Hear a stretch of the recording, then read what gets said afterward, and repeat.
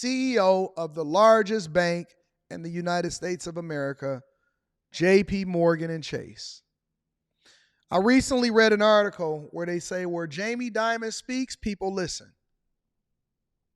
When Jamie Dimon speaks, people listen. Wall Street Journal recently did an interview with Jamie Dimon, and they got his perspective on the economy and everything else. Shout out to my dog, Fi Brown. I'm definitely going to be reading that super chat shortly. They got his view on everything. And so I want to mine this out. I have not listened to it yet, but I definitely want to break this down for y'all before we get over to Walmart CEO and his views on inflation and the state of the company also, all right? So this is the money show. We got to get to it. We got to break it down. If you guys are not familiar with who Jamie Dimon is, you got to understand who he is. You got to participate in the financial space so that you'll know what's going on. You should know more about Jamie Dimon than you know about LeBron James. You should know more about Jamie Dimon than you know about Steph Curry. You should know more about Jamie Dimon than you know about Club Shay Shay. You should know more about Jamie Dimon than you know about the Millionaire Morning Show, okay? This is the guy that y'all want to study. He really controls what's happening within the banking sector. Make sure y'all hit a like for the algorithm, subscribe to the channel, and turn on your notifications. Let's get to it, y'all. Jamie Dimon, thank you very much for sitting down with us today. I'm excited about this. I spent a lot of time this weekend reading your letter, and my biggest takeaway from it was that you have a very clear sense of what's good for America, what's good for the economy, and what's good for J.P. Morgan. What is the biggest threat, in your mind, to that confident vision? So every year when I write that letter, I try to think of what are the most important things. And I would add to that the free Western world, because that's what worries me the most is that, the Ukraine war, the terrorist activities in Israel, the thread that's drawing between Russia, Iran, North Korea, China, the difficulties of our relationship with China, that whole thing is challenging what we would call the free democratic Western world. And that to me is the most important thing, that we get all of that right. Well, I want to come back to the geopolitical backdrop in a minute, but right now I want to focus specifically on the economy. Right. As the chief exec of America's biggest bank, you have an unrivaled insight into the financial health of the US consumer. What are people doing with their money right now? So you have to look at it a little bit in context. The consumer's in pretty good shape right now. Unemployment's under 4%. It's been there for 2 years. Housing prices are up. Stock prices are up. Jobs are plentiful. Wages are finally going up at the low end. The consumer's in pretty good shape. The one thing you got to be cautious about, a lot of it is driven by just fiscal spending. Mm-hmm. So even today, the deficit is 6% of GDP, almost $2 trillion. That's driving a lot of this growth, and that will have other consequences possibly down the road, called inflation, which may not go away like people expect. So when I look at the range of possible outcomes, you can have that soft landing. I'm a little more worried that it may not be so soft, and inflation may not quite go away people expect. I'm not talking about just this year. I'm talking about 25 and 26. The rates may have to go up a little higher. I'm talking about the 10-year rate, the 5-year rate, and that can have consequences. So let's break this down from a C student's perspective. He's saying that the consumer is in good shape. Well, it depends on what you feel like is in good shape, because he's using data in order to be able to justify his argument. But he's not really tapped in with the everyday consumer. Why is he saying this? Well, partially because their business is dependent upon the consumer being in good shape, meaning your ability to be able to borrow money in order to do the things that you're doing every single day. Credit cards, mortgages, financing vehicles. All of this is the business that banks are in. So of course he's going to say the consumer is in good shape. It's a white lie. It's not entirely cap. It's a white lie. Because technically, unemployment is down. Technically, jobs is up, right? People continue to get raises and promotions. The problem is how consumers are using those resources in order to be able to survive, right? Homelessness is up. Inflation is up. And what he's saying is, even this manufactured economy, keyword, manufactured economy, he's telling you that spending as far as keeping the economy humming is up. So even this white lie and saying that the consumer is doing well, relatively compared to the pandemic, relatively compared to 2008, there is some layoffs here and there, right?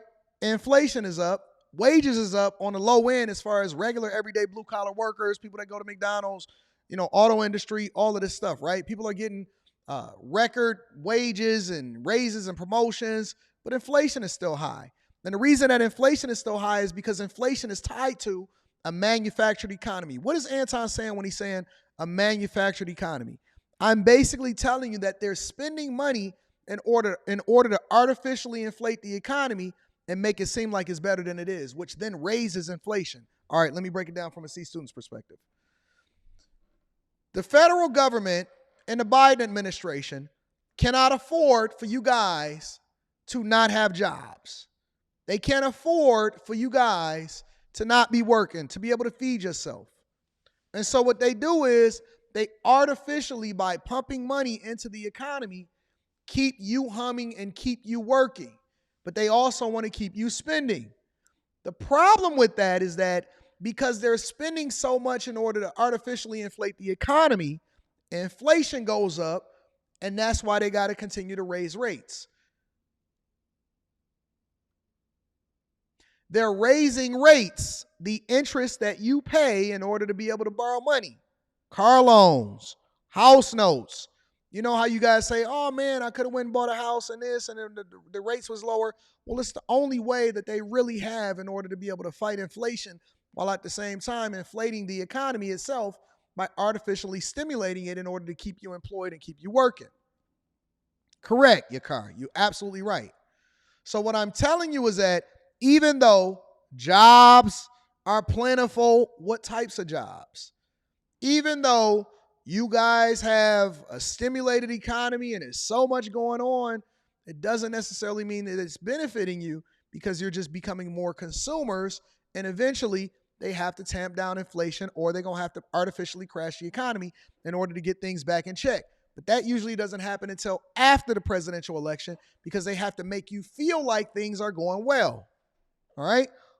I see, based off of what he's saying and what he's telling us, is that rates are going to go up. Rates are not, listen, it's so important if you are a person that's about your bag, if you are a person that's in real estate, if you're a person that's in stocks, if you're a person that's investing, if you're a small business owner, if you're a person that's trying to be concerned about what's happening with your 401k, if you're a part of Stock Club inside of the Patreon, link is in the description as well as pinned to the top of the chat. So that informs us on what it is that we need to be paying attention to as far as what we investing in long term. Listening to him talk, reading his letters, he's telling you, as the CEO of the largest bank in the United States of America, that rates are going to go up. At the very least, short-term rates. Short-term meaning the 5-year, the 10 years, right? The 30-year, that may be a little bit shaky, but the 5-year and the 10-year, that's definitely going to go up more. Why? When you look at and you're trying to borrow money, right? Let's say, for example, you're going out here and you're trying to mortgage a house. Let's say you're trying to go out here and you're trying to draw a mortgage. Most people get a 30-year mortgage. If you go and get a 15-year mortgage, if you go and get a 10-year, then the rates are usually lower, significantly lower. You're going to pay way less in interest over a shorter period of time in order to be able to get that house. Why? Because that particular consumer doesn't need as much, or they don't need to borrow as much capital in order to be able to substantiate what it is that they're trying to buy. He's telling you it's an artificial economy more than it ever has been before. That's why you see the jobs at what it is. That's why the Biden administration keeps saying, oh my God, we created all of these jobs and all of this stuff. Well, what jobs? Where? Retail, hospitality, government jobs. What about the private sector? The context matters. Don't just look at it on the surface. Look at it in its entirety. The context and what type of jobs matter just as much as what jobs are being created. We just did it. We just seen this in the very beginning of this show, where teachers are being laid off across the board. Why? Because they were pumping over $200 billion, 200 billion with a B, not an M. They were pumping $200 billion into artificially raising and keeping the economy afloat within certain areas. That money ran out because it's unsustainable. They were artificially pumping money into certain economies into certain states at that time, especially during the pandemic, which is one of the reasons why y'all voted the way that y'all voted. It was an unsustainable business model. So now, because the teachers got used to all of these jobs and all of this money, and it's flowing into your state and into your city and into your community, it's not actually being propped up by anything other than the federal government just printing more money. And so eventually that goes away, which then create more chaos, higher inflation, which is never going to go down. And then y'all think that, and y'all start having these conversations, well, the government don't want to fund education. No, they artificially stimulated the economy. And now you can't sustain it within your own community. It's not being propped up by more jobs. It's not it's not something that's actually being needed or booming. It just raises the rate of inflation and it gives you a temporary feeling that's not a long-term solution. Exactly. You got it right, Gladys. California. 2023, California had a surplus. 2024, California is in a deficit. And they're using federal and emergency money in order to try to solve for the deficit that they have and more people leaving. So we'll see. But right now, you describe a pretty rosy picture, and yet we know consumers aren't feeling it. Why this disconnect? Yeah. Well, you have to look at different consumers here. So the bottom 20% of America have not done particularly well over the last 20 years. Incomes barely went up. Remember suicide, fentanyl, crime, inflation. There are a lot of negative effects. Some people can't get mortgages, can't buy the home. So yeah, there's part of society who's kind of struggling. There's part of society who's not. And I think that's a different issue about how we deal with the policy, but you can see why that has people upset. So just to go back to the soft landing, in the letter you concede you were on the hawkish side, but then things played out in a more benign fashion. But you're still, it's a slightly begrudging concession. You yourself sound quite glum in the letter. Can you tell us a bit more about why that is? So I'm not looking at a year. I'm not making a forecast. I'm trying to say, what are the range of possible outcomes? And last year and this year, I would put out the same issues. Huge amount of fiscal deficit, huge amount of QE, a lot of things in the future inflationary, the green economy, the remilitarization of the world, obviously the deficits, which basically aren't going to go away as far as the eye can see, and geopolitics. All that puts me on the side of caution that things may not go as well as people expect. It's not going to go. Odds it's not of a soft going as landing, well as the market kind of prices in 70%. I think it's half of that. As a business person, I try to be prepared for all of that. Just a little cautious. It looks a little bit more like the 70s to me. And I point out to a lot of people, things look pretty rosy in 1972. They were not rosy in 1973. So don't get lulled into a false sense of security because the today looks okay, that tomorrow's going to be okay. So just trying to separate the two. Sticking with today then, is Bidenomics working? Hell no. Actually, when you spend that kind of money, you're going to have growth. And we needed some of it, like some of the industrial policy. I think the infrastructure thing is terrific. That was bipartisan. Other things will remain to be seen. So I think some of the American public looks at it like, what are they getting? Mm-hmm. So if you go to rural America or inner cities, I'm not sure they feel like they're being lifted up by this economy. Do you think Jerome Powell's doing a good job as chairman of the Fed? I have tremendous respect for Jay. I think the Fed... They're on a first-name basis now, Jay. Was probably late in raising rates. They caught up. They're probably right and watching right now. We don't know what's going to happen. You might as well wait. We also don't know the full effect of QE. I'm a little more on the cautious side of that. Most people have a general feeling that you can reduce the balance sheet by several $1 trillion and its effect will not be felt. I'm not so sure. We've never had it before. Switching tack now to geopolitics. We've got wars going on in the Middle East and in Europe that create an enormous amount of economic uncertainty. If we focus first on the Middle East, do you think that the US position towards the Israel-Hamas war is the right one? I think Israel has the right to defend itself. I think war is a terrible thing. I think people have to be honest about what war is, and when they look at the civilian deaths and all the things like that. So I don't know the specifics of the military. I think the notion that they aren't going to defend themselves is wrong. So I'll leave the military experts decide, what's the right way to go do that. Every general I see on TV, and I've spoken to several, city conflict is really bad. Mm-hmm. And, it's door by door, higher amount of civilian casualties. Hamas must have known there was going to be quite a reaction to what they did. By the way, it's unjustifiable for any reason ever. So I want to be clear about that. And then we've got war in Ukraine as well, where Ukraine clearly struggling against Russia. What would it mean for the global economy if Russia was to win? It could be a potential disaster, because this is the first war in Europe, free democratic nation invaded by 200,000 or 300,000 Russian soldiers under the threat of nuclear blackmail. So we've never had nuclear blackmail before, which is also teaching the whole world, maybe having nuclear weapons, pretty good thing because people will be afraid of you and you can, abuse. That's literally what America did to Hiroshima and Nagasaki. Isn't that what we did? Isn't that what we leverage? Isn't that how we get? Let me be quiet. Let me hear some more of what he got to say. I want to see where this comes back to the money. Use a neighbor if you feel like it. But the other thing is affecting all alliances. If Russia wins, I personally think you might see a lot of people deciding that, will America stand up for Europe? Can you rely on them? And if you can't rely on them, what are you going to do? And that includes economically. So that's why I kind of talk about the economic battlefield and the battlefield. So economically, every nation can say, what makes me secure? What makes me secure in energy, food, and all the things I need? So I'm a little worried that if Russia wins that war, you're going to see kind of the world kind of enter a little bit of chaos as people realign alliances and economic relationships, et cetera.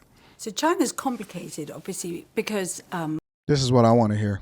on the one hand, we have so much trade with China, the supply chains are integrated, but at the same time, we reported recently that China is aiding the Russian war effort, and there's now a proposal by the US to sanction Chinese banks. How should the US approach China?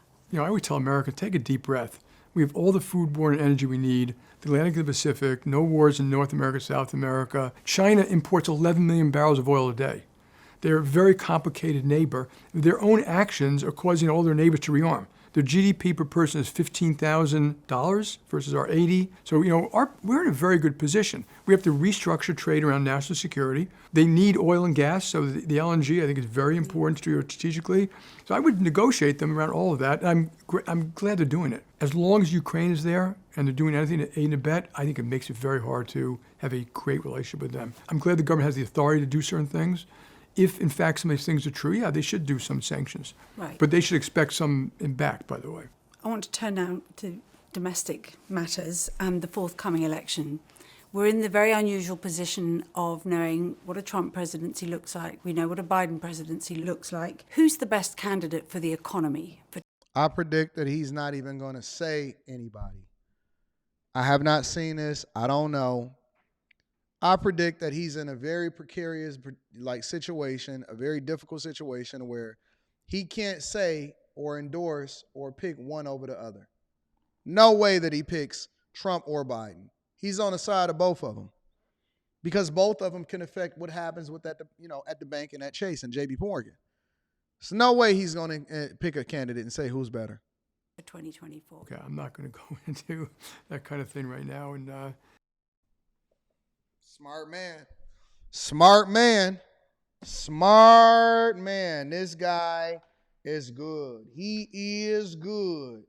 He is good. Ain't no way in the world that this man is crazy enough. He did not get there by being dumb.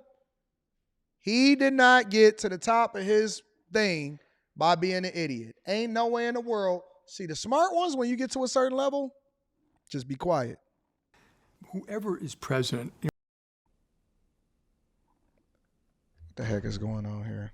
we will try to help. I would like them to put a lot of experts around them, not just academic, but practitioners in the real world, because I think it matters. How about you as one of the experts? I know you were your name has come up in the context of a new Fed chairman. I would not do Fed chairman, Treasury Secretary. I don't think I'd ever be picked for that. So, okay, you're not Make a too much politician, money but you with are a doing chief what he do. executive, and obviously there are a lot of pressures with the job. You had a near-death experience about 4 years ago before with your aortic tear, and before that you. I don't care about that. Impact of near-death experiences, leadership. Okay, let's go on to leadership. I don't care about no near-death experiences. Now, you've been chief exec for 18 years, and you're obviously in a very powerful position. But even the most powerful people, powerful leaders, need checks and balances. Who keeps you in check? well, my wife would probably say, I do. Of course he gonna say that. Hey, listen, my wife is probably the one that'll tell you that she keeps me in check. These guys have all of the right answers, and I'm for it. I'm all for it. She does. But I think my management team, we're all very open. Everyone, we share everything. I emote to them, ways that you wouldn't hear me do it elsewhere. They emote back. You're wrong. You didn't read it properly, or You missed this major point. So it's a very open conversation. I don't think any of those folks are intimidated by me, and there's very little after the fact conversation like, okay, I didn't want to mention this in front of everybody. They're brave enough to mention in front of anybody. And, I've had people, 3 of them come in and say, Jamie, you're making a mistake. Sit down. We want to explain it to you. Don't say anything. I say, okay, lay it on me. So you try to create a very open environment. And then also, we have regulators, auditors, press. So believe me, we get a lot of feedback from a lot of people. You know what? This is how he stayed in power for so long and been a CEO of Chase Bank for so long, because leadership is not about being right. Leadership is about surrounding yourself with people that can give you the insight that you need to make a better decision. So in a way, maybe he is telling the truth, especially with regard to his wife. Because to be able to listen to the people that you trust the most around you, which is one of the reasons why they're around you, is what gives you the insight, the information, the ability to make a smart decision. They're my eyes and my ears. They're the experts in the fields that they're in. The smartest people are not the ones that's the bossiest. And this is why a lot of times I cringe when I see a lot of people, they say, I'm a boss chick or this and that, or I own my own company. Listen, that's cool. For me, it's a little bit different. I know that what makes me great is the people that I surround myself with. And so I move a little bit differently. My success is directly tied to my ability to put the right people in position and to put the right people in place. So it makes sense. That is the key of a true leader, is the fact that you let everybody else run and do what they do. You don't micromanage, and you let them be great at what it is that they got going on. Just to bring it back to the current news cycle with these very polarizing issues in America, do you think that's the sort of thing that chief execs like you should comment on publicly or make statements as a company on? Nope. The answer is yes, if it's appropriate and you know how to do it. So, in my letter, it's quite clear. I'm a full-throated, red-blooded, patriotic, free enterprise capitalist. And I'm unabashed and unashamed.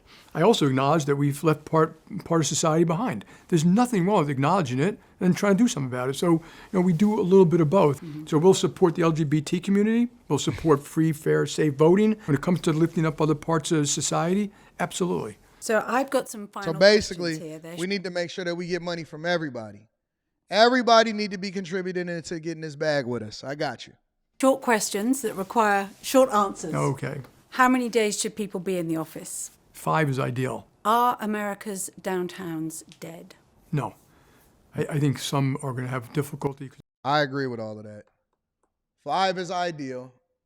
America's downtowns are not dead. I'm 100% in favor of that. Their own policies, but no. If you're a young person and you want to work at JP Morgan, what should you study at college? It almost doesn't matter, to tell you the truth, because you're looking for smart, ethical, decent people. I do think in business, you should learn the language of business, which is accounting, and learn a little bit of basic business. So I think it would help to do accounting, finance, markets, something like that. On the rare occasion that you take a day off, what do you do? So my daughters have said to me, Dad, you need some more hobbies. I love my family, so we have a lot of family dinners when I'm around. We hike together. We take vacations together. I love wine. I love music. I just started playing squash again, which I'm still worried about, but I'm going to do it. What's your morning routine? Okay, I wake up usually at 4:30 or 5. I read 5 papers you'll be happy to hear in a very specific form. So I flick through the Post. I read the front page of the Washington Post. Then I read the New York Times front section beginning to end, all of it. I read their business section, which isn't so great. Then I read the Wall Street Journal front section, Exchange next, and then the FT. And the reason I do FT last is because all the other ones are very much skewed to the U.S. So I like reading. I'll do it for hours in the morning, but then I like to get a little exercise and go to the office. So. Did y'all see what time that he said that he wake up in the morning? Did y'all see what time that he said that he wake up in the morning? Now, I know it'll be a lot of people that say, oh my God, we shouldn't do that and all of this. Look, the people that are the richest, they all exhibit the same qualities, the same routines, the same characteristics. His habits is literally the same as Warren Buffett's, which was the same as Elon Musk's, which was the same as Jeff Bezos, which was the same as Charlie Munger's, which was the same as Bill Gates. They all have the same habits. And all of the other dudes that's rich that y'all not even familiar with. They all wake up at the same time. They all got the same habits. They all do the same thing, and they all exhibit the same success. And so that's what we do. We mimic it. And do you ever switch off your phone? I am not a fanatic on the phone. I don't even have it here. I have it outside, but I think people should spend a little less time on that, a little more time thinking. But I'm not on any social media. Every year I test it. I go on for literally just a week to see what everyone else is doing. You know, Reels and Instagram and Facebook and TikTok, and then I click out of it. Never So, tempted? No. If I ever I was very slow to get on Instagram. I got on Instagram a lot later than everybody else. I got on TikTok a lot later than everybody else. Instagram was out for years before I ever even created an account. That's pretty funny. It's interesting about that. But on top of that, I will tell you that if I was to ever no longer be a streamer or no longer to be a content creator, I would absolutely kill all of my social media personally. Like outside of the stuff that I look at on YouTube and stuff. But I'm very rarely actually on Instagram unless I'm posting or I'm putting something on Instagram. I'm never on TikTok unless I'm posting and putting something on TikTok. When I look at content on YouTube, I look at stuff that's relevant and meaningful to me. So I actually can enjoy that sentiment because when I'm disconnected, I'm actually doing stuff in real life. Great interview, phenomenal interview. Shout out to Jamie Dimon. We want to give him a round of applause.